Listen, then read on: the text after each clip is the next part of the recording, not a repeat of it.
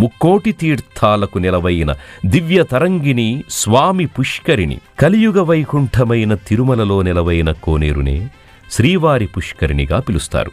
స్వామి పుష్కరిణిని దర్శించినా, తీర్థాన్ని సేవించినా, స్నానమాచరించినా, స్మరించినా సమస్త పాపాలు నశించి సర్వసుఖాలు చేకూరుతాయని పురాణాలు పేర్కొంటున్నాయి. శ్రీవారి క్రీడా సరస్సు అయిన ఈ పుణ్యతరంగిణిని వరాహతీర్థంగా పేర్కొంటారు. శ్రీ మహావిష్ణువు ఆనతి మేరకు గరుత్మంతుడు వైకుంఠం నుంచి పుష్కరిణిని తీసుకువచ్చి ఇక్కడ నెలకొల్పినట్లు చెబుతారు. ఏటా ఫాల్గుణ మాసంలో 5 రోజుల పాటు ఇక్కడ శ్రీవారి తెప్పోత్సవాలను నిర్వహిస్తారు.